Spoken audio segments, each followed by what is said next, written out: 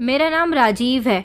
बचपन से लेकर जवानी तक का सफ़र बड़ा ही कठिन रहा था, क्योंकि जो बच्चे माता पिता के बिना अपनी ज़िंदगी गुजारते हैं उनकी ज़िंदगी बड़ी मुश्किल गुजरने लगती है। हर बच्चे के लिए उसके माँ बाप का साया ज़रूर होना चाहिए। जी हाँ, मेरे माँ बाप मुझे बचपन में ही छोड़कर चले गए थे।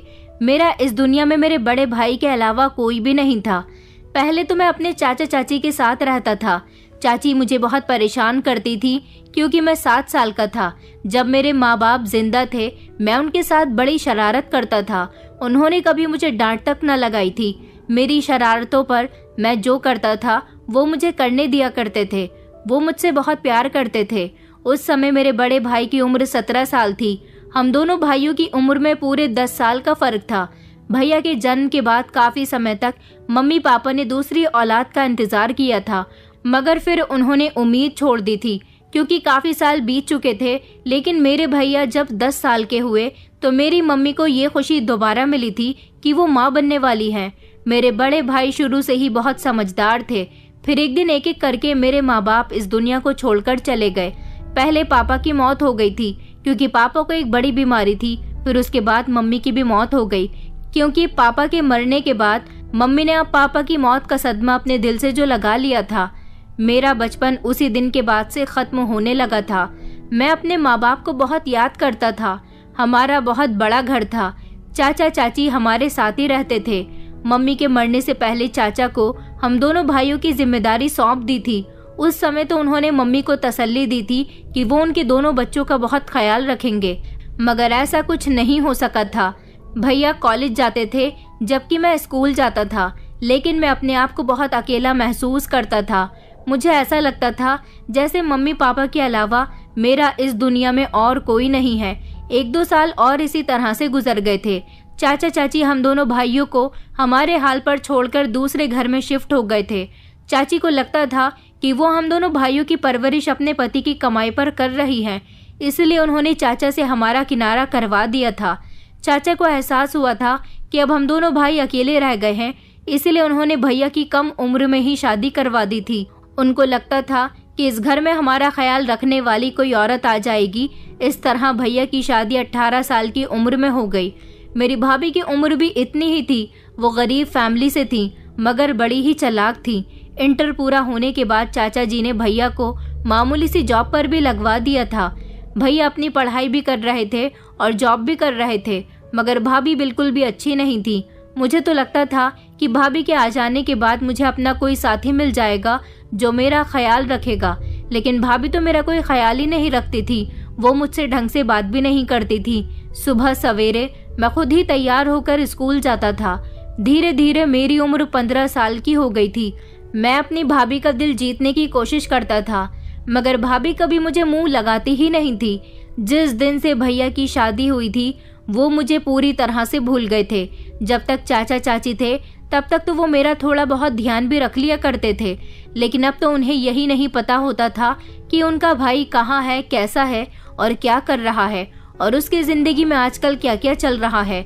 उन्हें किसी बात से कोई मतलब नहीं था। कम उम्र में उनकी शादी होने की वजह से वो अपनी पत्नी के दीवाने हो गए थे। मैं अपने कमरे में सारी रात रोता रहता था और अपने मम्मी पापा को याद करता था कि वो इतनी जल्दी मुझे छोड़कर क्यों चले गए। भाभी मेरा कोई काम नहीं करना चाहती थी। वो सिर्फ अपना और भैया का काम करना ही ज़रूरी समझती थी। मैं अपने कपड़े भी अपने हाथ से धोया करता था। वो मुझे खाना भी नहीं देती थी। एक दिन मैं स्कूल से आया तो मैं कपड़े धो रहा था जब भैया घर के अंदर आ गए और उन्होंने मुझे कपड़े धोते हुए देख लिया तो वो मुझसे सवाल करने लगे कि ये तुम क्या कर रहे हो। मैंने भैया की किसी बात का कोई जवाब नहीं दिया क्योंकि मैं उनसे कोई बात नहीं करता था। उन्हें तो खुद को भी ये पता नहीं था कि उन्होंने ना जाने कितने सालों से अपने भाई से बात नहीं की है। मैं खामोशी से कपड़े धोने पर ध्यान लगाता रहा था जब उन्होंने अपनी पत्नी को आवाज़ लगाई और कहा कि ये राजीव कपड़े क्यों धो रहा है। झट से मेरी भाभी मेरी तरफ आई और उन्होंने मेरे हाथ से कपड़े छीन लिए। कहने लगी कि तुम्हारा भाई तुम्हें दिखाने के लिए कपड़े धो रहा है। तुम नहीं जानते कि ये मेरे लिए कितना काम बढ़ाता है। सारा दिन मैं इसके सारे कामों में लगी रहती हूँ। आज तक मैंने कभी तुमसे शिकायत नहीं की। आज जब तुमने अपने भाई को उसके कपड़े धोते हुए देख लिया तो तुम्हें तरस आया। अब सोचो कि ना जाने मैं कितने सालों से इसका काम कर रही हूँ। इसके मुंह से कभी मेरे लिए तारीफ नहीं निकलती, बस हमेशा मुझसे झगड़ा करता रहता है। भैया कहने लगे कि मैंने तो तुम्हें कभी अपने भाई से झगड़ते हुए नहीं देखा।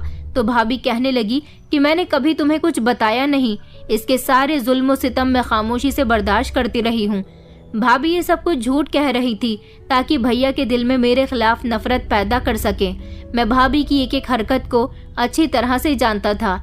मैंने फिर भी भैया से कुछ नहीं कहा और खामोशी से मैं अपने कमरे में आ गया था। भैया मेरे पीछे पीछे कमरे में आ गए। उन्होंने मुझे कहा कि तुम बहुत परेशान लग रहे हो, क्या कोई बात हो गई है? क्या तुम्हारी भाभी ने कुछ कहा है? मुझे बताओ, मैं अभी उससे जाकर सवाल करता हूँ। मैंने भैया से कहा था कि भैया, जिस दिन से भाभी इस घर में आई हैं आप बदल गए हो। आपको अपना भाई कभी दिखाई ही नहीं देता। आपको मेरी तरफ से बोलने की कोई ज़रूरत नहीं है। मैं नहीं चाहता कि आप दोनों पति पत्नी के बीच मेरी वजह से झगड़ा हो। मेरी जिंदगी तो वैसे भी इसी तरह से गुजरनी है। भैया कहने लगे कि अच्छा, तुम बहुत बड़ी बड़ी बातें करने लगे हो। ये बताओ तुम्हारी पढ़ाई कैसी चल रही है? मैंने उन्हें बताया कि पढ़ाई बहुत अच्छी चल रही है। भैया ने जब मेरा लटका हुआ चेहरा देखा तो वो कहने लगे कि उदास मत हो, मैं तुम्हारी भाभी को समझाऊंगा। मैंने उनका हाथ झटक दिया और अपने कमरे से निकल जाने के लिए कहा था, क्योंकि उनकी झूठी तसल्ली मेरे किसी काम आने वाली नहीं थी। भैया कमरे में चले गए। मैं अपने बिस्तर पर बैठा हुआ रो रहा था जब मैंने देखा कि कमरे के अंदर एक 13 साल की लड़की आई थी। वो मेरे लिए पानी लेकर आई थी। उसने साइड टेबल पर पानी का गिलास रख दिया और वो मुझसे कहने लगी कि पानी पी लेना। मैंने उसकी तरफ देखा और उससे कहा कि तुम कौन हो, क्योंकि इस लड़की को आज मैंने पहली बार अपने घर में देखा था। ये कौन थी? मैं इसे नहीं जानता था। उसने मुझे बताया कि मैं तुम्हारी भाभी की छोटी बहन हूँ, अब मैं इस घर में ही रहूंगी। मुझे उस पर गुस्सा आ गया। मैंने कहा, तुम्हारी बहन क्या कम थी हमारे घर में मुझ पर सवार होने के लिए, जो अब तुम भी आ गई हो? मेरी बात सुनकर वो कहने लगी, ये तुम क्या कह रहे हो? मुझे तुम्हारी कोई बात समझ नहीं आ रही है। मैं तुम्हारे कमरे से गुजर रही थी, देखा तो तुम जाग रहे थे। मैंने सोचा कि तुम्हारे लिए ठंडा पानी ले आती हूँ। तुम्हारे कमरे में फ्रिज नहीं है ना, और गर्मी भी बहुत हो रही है। मैंने पानी का गिलास उठाया और दीवार पर फेंक दिया था। मैंने कहा कि मुझे नहीं पीना पानी। वो बड़ी ही ढीठ लड़की थी। मेरे कमरे से निकली नहीं, बल्कि टूटे हुए ग्लास के कांच के टुकड़े उठाकर फर्श साफ करने लगी थी। अगले दिन फिर से वो मेरे कमरे में आ गई। उस समय मैं पढ़ाई कर रहा था। मुझे पढ़ता हुआ देखकर वो बहुत खुश हो रही थी। मैंने उससे कहा कि मेरे कमरे में आने से पहले तुम्हें परमिशन ले लेनी चाहिए थी। ऐसे किसी के कमरे में मुंह उठाकर नहीं जाते। वो कहने लगी कि सॉरी, मुझे माफ कर देना, मगर मैंने तुम्हें दरवाजे से देखा कि तुम पढ़ रहे हो तो मुझे बड़ी खुशी हुई, इसीलिए मैं तुम्हें देखने के लिए आ गई थी। मैंने कहा कि क्या तुम स्कूल नहीं जाती? तो वो कहने लगी कि नहीं, मैं तो बचपन से आज तक कभी स्कूल ही नहीं गई हूँ। तुम्हें तो पता है ना कि हम दोनों बहनें गरीब माँ बाप की बेटियां हैं। ना तो मेरी दीदी पढ़ी लिखी है और ना ही मैं। मैंने उससे कहा कि अच्छा हुआ तुम्हारी दीदी पढ़ी लिखी नहीं है। बिना पढ़ी लिखी होते हुए भी वो इतनी चालाक है। अगर पढ़ी लिखी होती तो ना जाने क्या करती। वो कह रही थी कि क्या मेरी दीदी तुम्हें बहुत तंग करती है? मैंने कहा कि तुम्हारी बहन बहुत चालाक है, वो मुझे पसंद नहीं है। तो वो कहने लगी कि मैं जानती हूँ कि दीदी का बिहेवियर तुम्हारे साथ ठीक नहीं रहता, क्योंकि मैंने कई बार दीदी को जीजा जी से तुम्हारी बुराई करते हुए देखा है, मगर तुम तो बहुत अच्छे हो, समझदार हो। तुम्हारा चेहरा देखकर ही लगता है कि तुम इस उम्र में भी समझदार हो। मैंने उससे कहा कि तुम क्यों हर बार मेरे कमरे में चली आती हो? चलो जाओ यहाँ से। इस घर में तुम्हारी बहन तुम्हें ले आई है, इसका मतलब ये नहीं है कि तुम मेरे कमरे पर भी अपना कब्जा जमा लो। वो कहने लगी कि नहीं, मैं ऐसा कुछ नहीं करूँगी, मैं तो किचन में सो जाती हूँ। मैंने कहा आखिर तुम कब तक हमारे यहाँ रहोगी? तो वो कहने लगी कि मैं हमेशा हमेशा के लिए यहाँ आ गई हूँ। दरअसल दीदी की शादी के बाद मैं अकेली रह गई थी और अभी कुछ महीनों पहले मेरे माँ और पिताजी की मौत हो गई, क्योंकि हमारा घर जल गया था। अचानक हमारे घर में आग लग गई थी और उसी में वो दोनों भी जलकर मर गए। उस समय मैं घर में मौजूद नहीं थी, इसलिए मैं जिंदा बच गई और फिर दीदी मुझे यहाँ लेकर आ गई। उन्होंने कहा कि तू अकेली रह गई है और तू अब हमारे साथ ही रहना और इस घर को तू अपना घर समझकर रह। मगर जब मैंने देखा कि तुम भी तो इस घर में रहते हो, दीदी तुम्हारे साथ अच्छा व्यवहार नहीं करती, तब मुझे तुमसे हमदर्दी होने लगी। उसकी कहानी भी कुछ मेरे जैसी ही थी। वो बिन माँ बाप की बच्ची थी और मैं भी बिन माँ बाप का था, मगर मैं उससे कई गुना ज़्यादा परेशान था। वो बड़ी भोली भाली थी। वो हर रात मेरे कमरे में आ जाया करती थी और मुझसे बातें किया करती थी। मुझे उससे बातें करना अच्छा लगता था।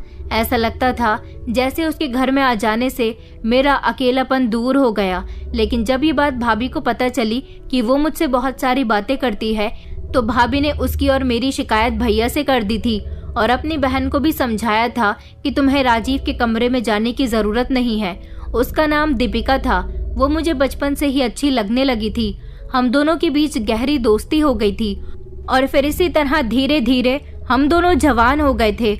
मगर वो अब मेरे लिए दोस्त नहीं रही थी, बल्कि मैं उससे प्यार करने लगा था। मेरा पूरा बचपन उसके साथ गुजर गया था।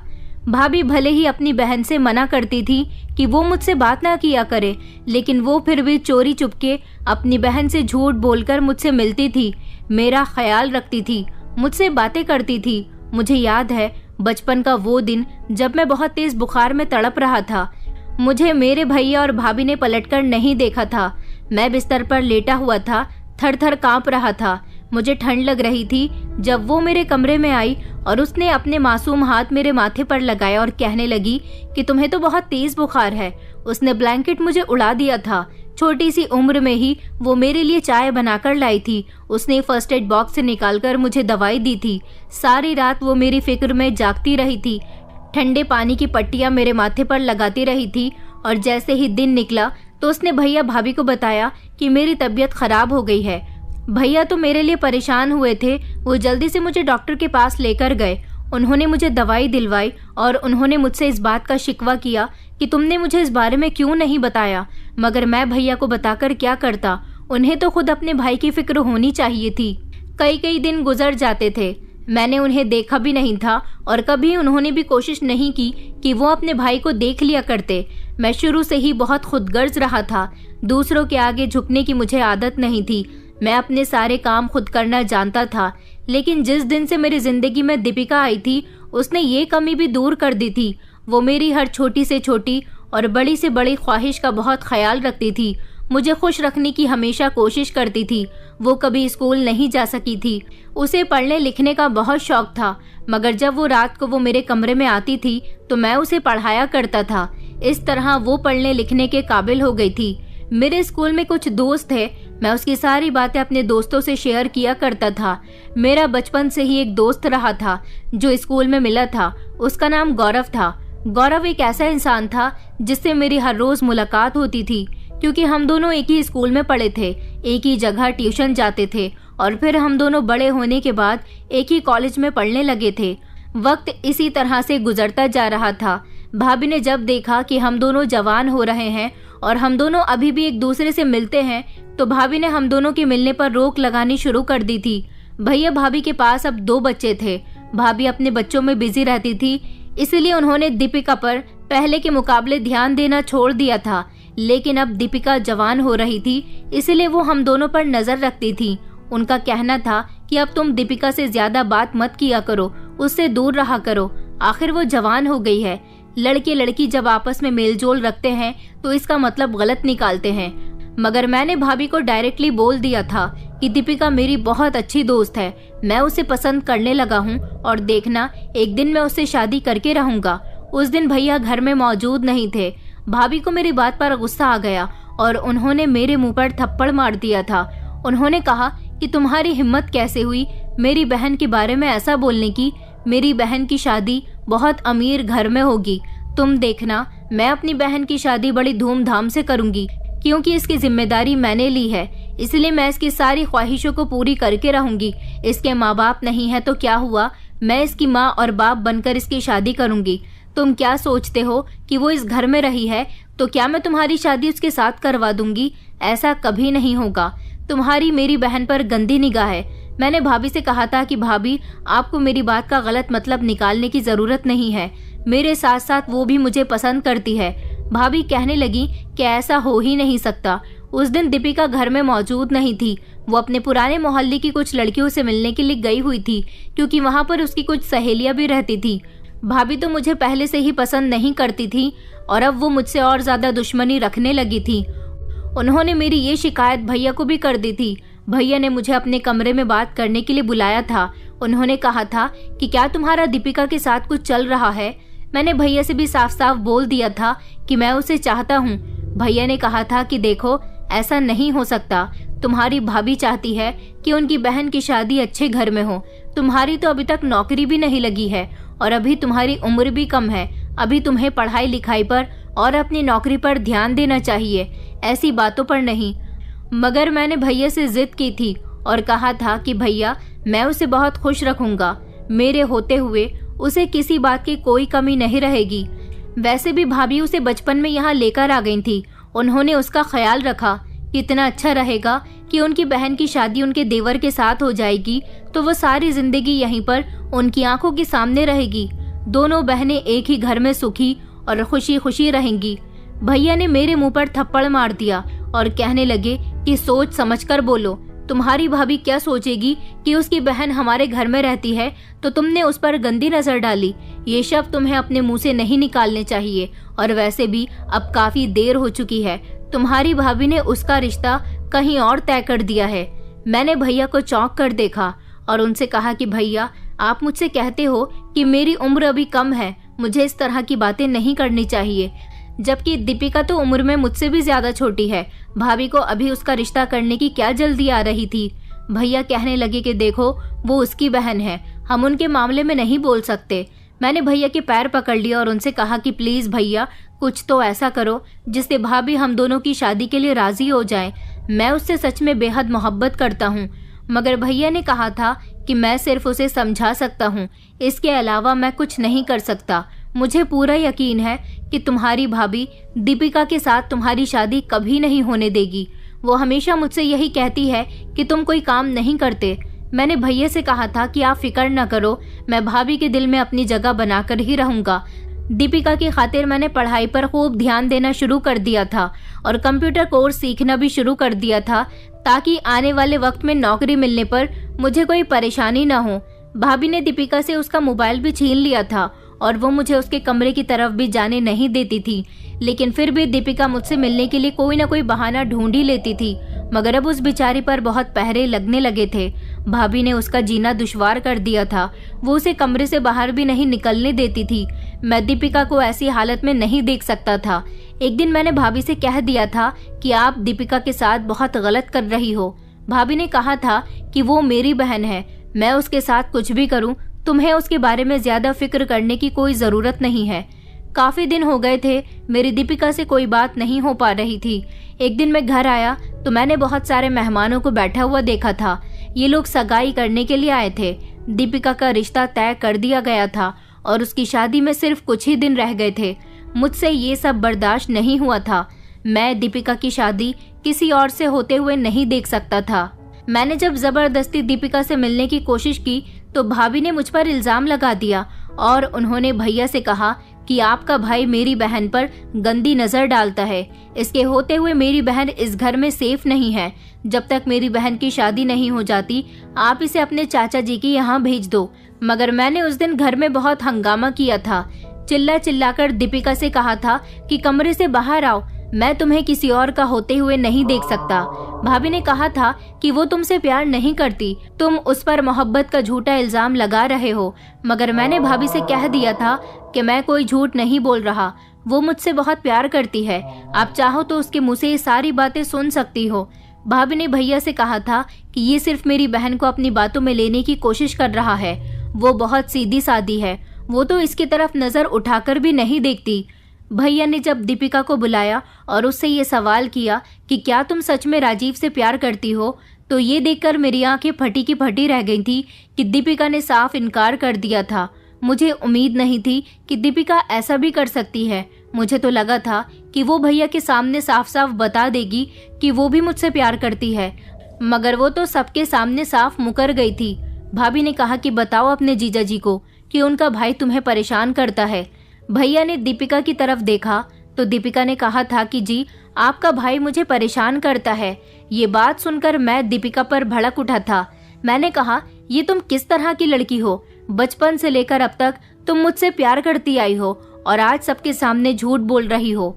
दीपिका कहने लगी कि मैं सिर्फ तुम्हारी अच्छी दोस्त हूँ, मैं तुमसे प्यार नहीं करती। मैं उसकी इस बात पर जोर जोर से चिल्लाने लगा था जब भैया ने मेरे मुंह पर एक और जोरदार थप्पड़ मार दिया और कहने लगे कि मुझे तुमसे ऐसी उम्मीद नहीं थी। तुम तो कहते थे कि वो भी तुमसे प्यार करती है, मगर आज वो अपने मुंह से इनकार कर रही है। मैंने भैया से कहा कि भैया जरूर भाभी ने इसको मेरे खिलाफ भड़काया होगा, ये इसके शब्द नहीं है।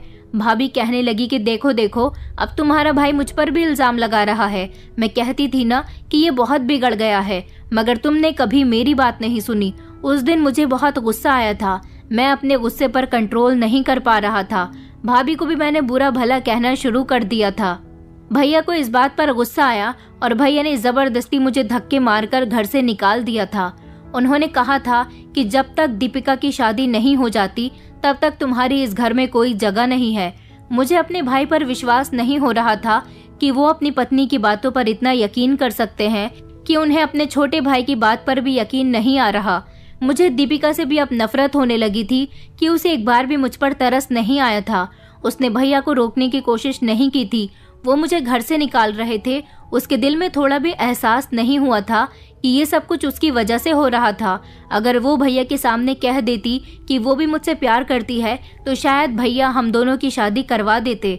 मैं अपने दोस्त के घर आ गया था और उसे जाकर मैंने अपनी परेशानी बताई थी तो वो कहने लगा था कि दीपिका को तुम्हारे साथ ऐसा नहीं करना चाहिए था, उसने सच में तुम्हारे साथ बहुत गलत किया है।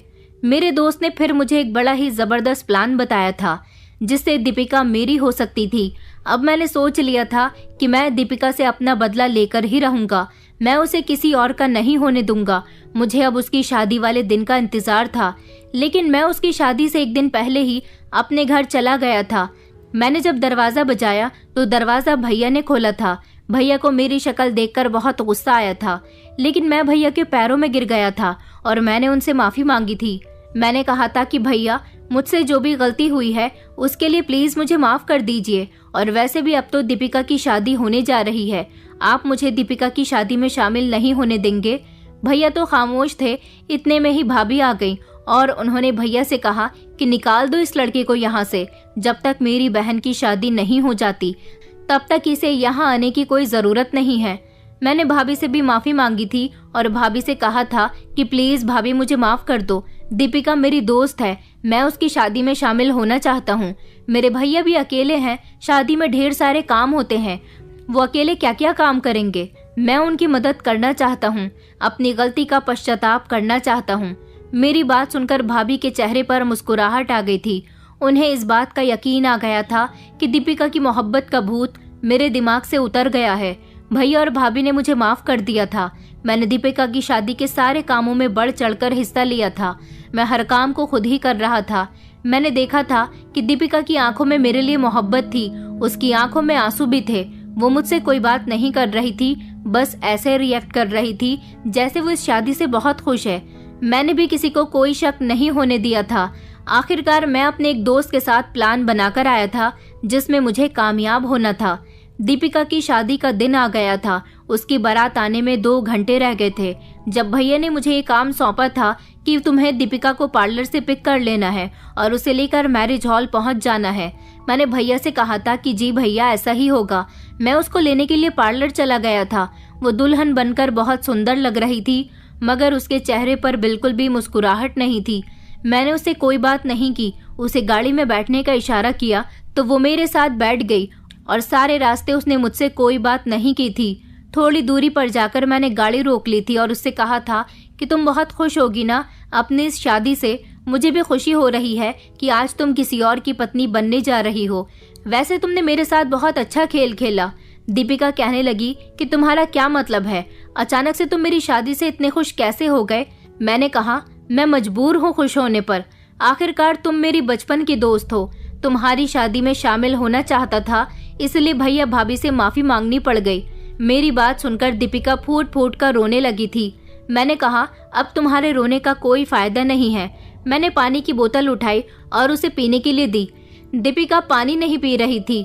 मैंने कहा कि पी लो, मैंने पानी में कोई नशे की दवाई नहीं मिलाई है जिसे पीकर तुम बेहोश हो जाओगी और मैं तुम्हें यहाँ से लेकर फरार हो जाऊंगा। आखिरकार तुम मुझे बचपन से जानती हो, इसलिए मुझ पर भरोसा रखो। मैं जानता था कि दीपिका ये पानी जरूर पिएगी क्योंकि रो रो कर उसका गला खुश्क हो गया था। उसे पानी की जरूरत है। उसने मेरे हाथ से पानी लेकर पी लिया और थोड़ी ही देर के बाद वो बेहोश हो गई थी। सच में मैंने पानी में नशे की दवाई मिला दी थी और अब मैं उसे लेकर यहाँ से फरार होने वाला था। मैं उसे लेकर इतनी दूर आ गया था जहाँ तक मेरे भैया भाभी ने कभी सोचा भी नहीं होगा। मेरे दोस्त गौरव का एक दोस्त था, उसका घर छोटे से गांव में बना हुआ था। मैं दीपिका को लेकर वहां चला गया था। गौरव ने अपने दोस्त से इस बारे में बात कर ली थी।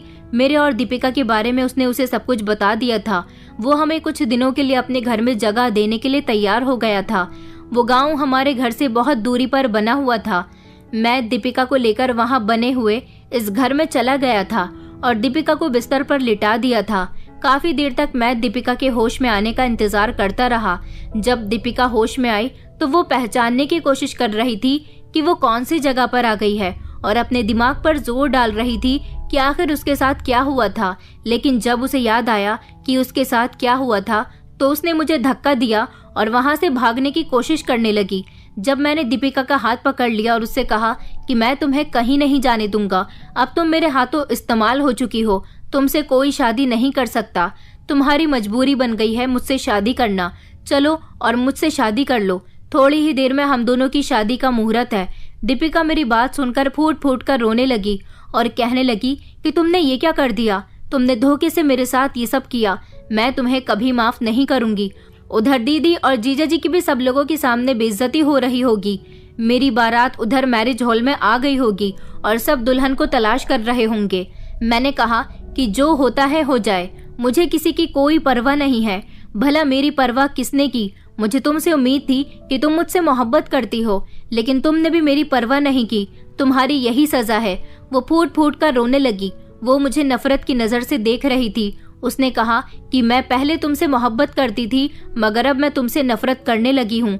मैं मजबूरी की वजह से ये शादी कर रही थी, लेकिन अब कुछ नहीं हो सकता। इतनी ही देर में मेरा दोस्त कमरे का दरवाजा बजाने लगा।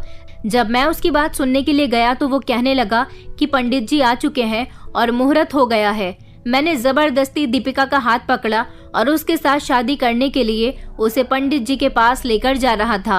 वो चीख चीख कर रो रही थी, कह रही थी कि हमें इस तरह शादी नहीं करनी चाहिए, हमें अपने बड़ों की मौजूदगी में शादी करनी चाहिए, प्लीज तुम ऐसा मत करो। मैं जानता था कि हमारे बड़े चाहते ही नहीं कि हम दोनों एक हो जाएं, तो फिर ऐसा पॉसिबल नहीं था। इसीलिए मैंने जबरदस्ती दीपिका के साथ शादी कर ली थी। पंडित जी शादी करवाने के बाद जा चुके थे, जबकि गौरव और उसका दोस्त राज अभी भी वहां पर मौजूद थे।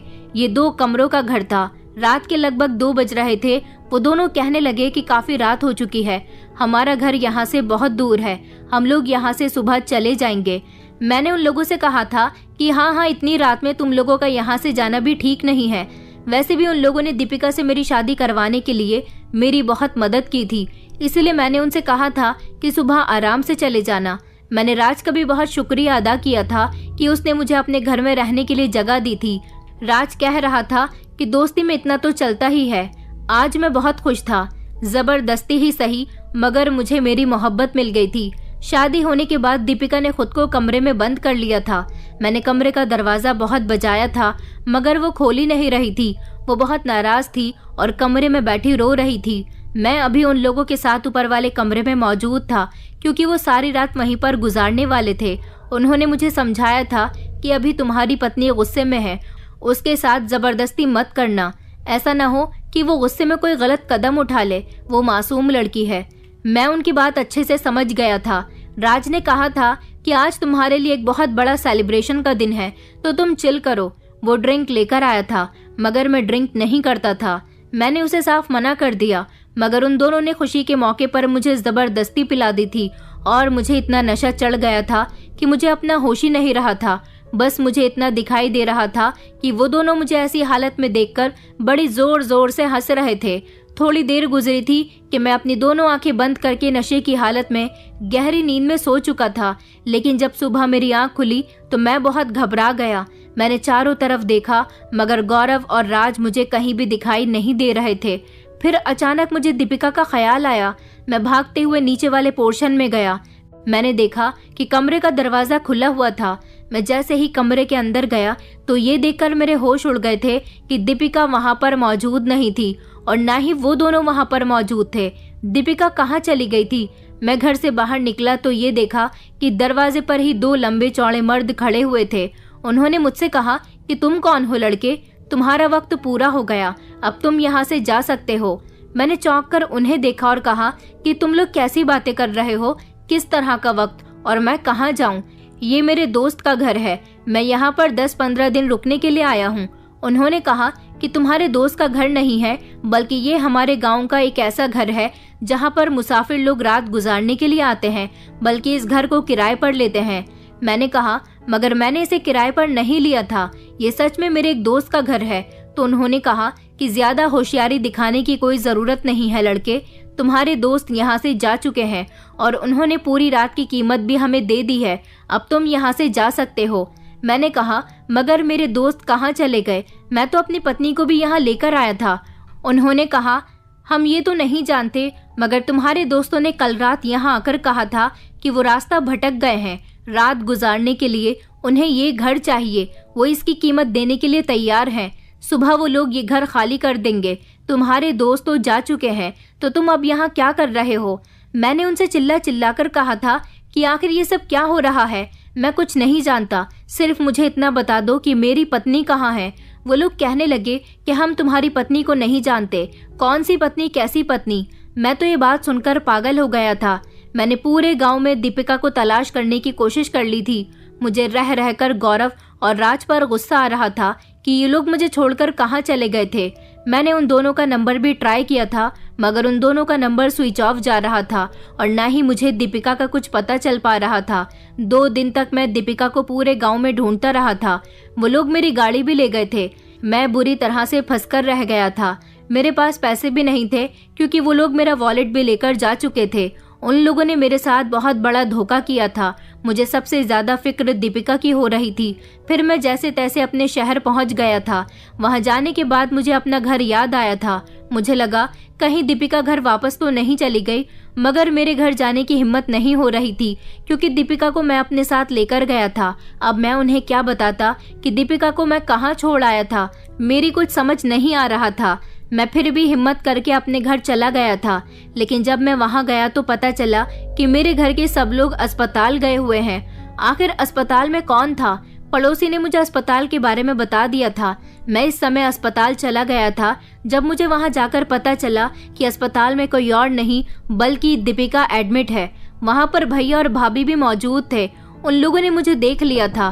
भैया मेरे करीब आए। भैया ने मेरा गिरेबान पकड़ लिया और कहने लगे कि तुम कहाँ चले गए थे दीपिका को लेकर, और तुमने उसके साथ ये क्या किया है? मैंने कहा भैया मैंने दीपिका के साथ कुछ भी नहीं किया, ये सब कुछ मेरे दोस्तों ने किया है। भैया कहने लगे कि पुलिस तुम्हारे पीछे लगी हुई है, अभी थोड़ी ही देर में यहाँ पुलिस आती ही होगी, क्योंकि उसी दिन तुम्हारी भाभी ने पुलिस में तुम्हारे खिलाफ रिपोर्ट दर्ज करवा दी थी। भैया की बात सुनकर तो मेरे पैरों तले से जमीन निकल गई थी। भाभी बार बार रो रो कर कह रही थी कि तुम आरोपी हो, तुमने मेरी बहन को मारने की कोशिश की है, लेकिन ऐसा कुछ भी नहीं था। पिछले 2 दिन से दीपिका अस्पताल में एडमिट थी। डॉक्टर उसके होश में आने का इंतजार कर रहे थे। पुलिस भी आ गई थी और पुलिस ने मुझे अरेस्ट कर लिया था, लेकिन पुलिस का कहना था कि जब तक वो दीपिका का बयान नहीं ले लेते तब तक वो मुझे नहीं छोड़ सकते थे। मैं जानता था कि दीपिका पुलिस को सब कुछ सच सच बता देगी और वो ये भी समझेगी कि मैंने ही उसके साथ ये सब किया है। मैंने